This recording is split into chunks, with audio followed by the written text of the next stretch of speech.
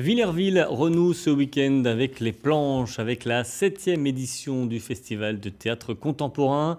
La plupart des œuvres ont été créées sur place, en résidence, ces 10 derniers jours. Et pour répondre à l'époque, les compagnies ont été invitées à réfléchir à ce nouvel accessoire indispensable qui est devenu le masque. Stéphanie Lemaire, Christophe Meunier. Allez-y par la gauche. Pour assister à Don Juan, le billet seul ne suffit pas. À Villerville, les gestes sanitaires sont prodigués par les artistes eux-mêmes.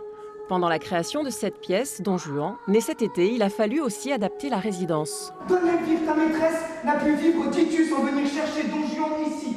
Sacha, metteur en scène, et Alicia, comédienne dans Œuvrer son cri, ont fait évoluer leur art, mesures sanitaires obligent. Il y a eu des questions de mise en scène où, par exemple, dans le spectacle, il y a une scène, une fausse scène de débat avec le public, donc avec des acteurs qui sont censés être dans le public. Et donc, il a fallu qu'on adapte. Donc, on s'est posé la question masque, pas masque. Tu ne sais pas encore, crois-moi, quel homme est Don Juan. Je ne sais pas de vrai quel homme il peut être s'il faut qu'il nous ait fait cette perfidie. L'environnement dans lequel un public entre dans une salle, ça influe vraiment sur la manière dont il va écouter le spectacle et la manière dont on va pouvoir créer une relation avec lui entre ce qui se passe au plateau et les spectateurs. Et du coup, moi, je me suis dit, c'est ça qui va être dur en fait. C'est de recréer ce lien qui a été coupé parce que on leur a pchité les mains à l'entrée, on leur a mis un masque. On n'avait pas joué depuis 6 mois, donc malgré le contexte et malgré les masques, on avait trop envie de jouer. Donc il y a un truc où je pense que ça passe quand même, quoi. Ce lien avec le public et l'énergie passent aussi dans la pièce Le Monde plat de Harold Pinter. Le théâtre, dans ce cas, se libère des contraintes.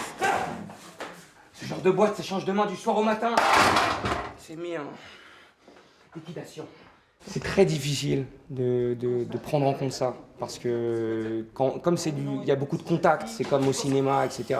Soit c'est intégré au spectacle.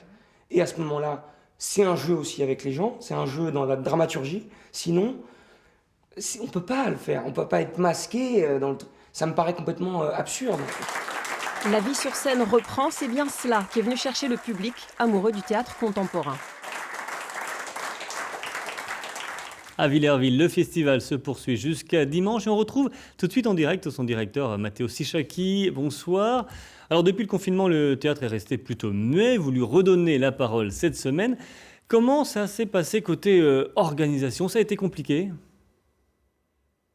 Oui, écoutez, ça a été assez compliqué parce que la question qui se posait d'abord, c'est est-ce qu'on maintient le festival?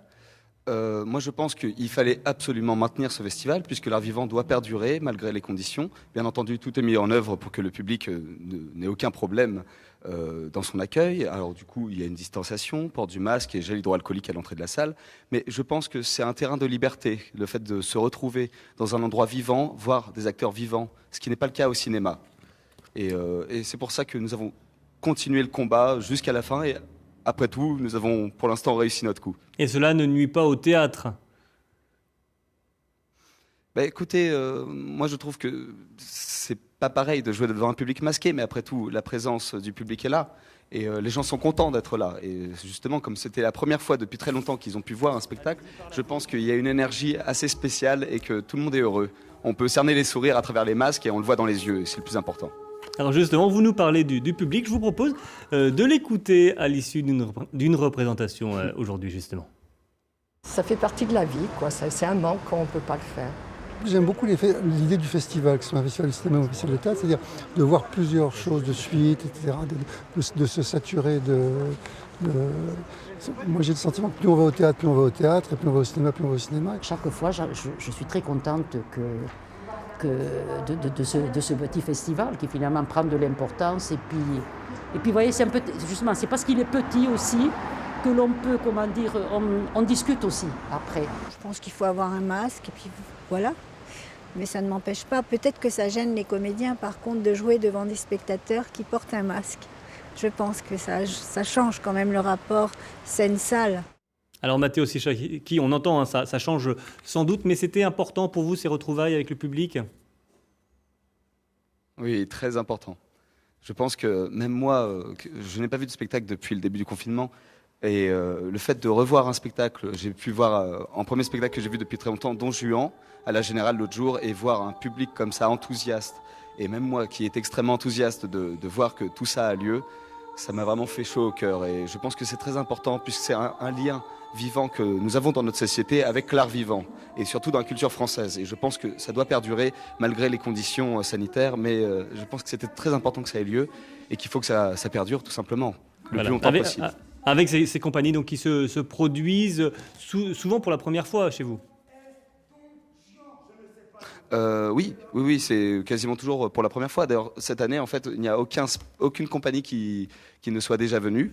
Alors du coup, nous avons la chance d'accueillir Tigran Mekhitaryan, Sacha Ribeiro, Théo Askolovic et j'en passe, parce qu'il y a aussi des performances.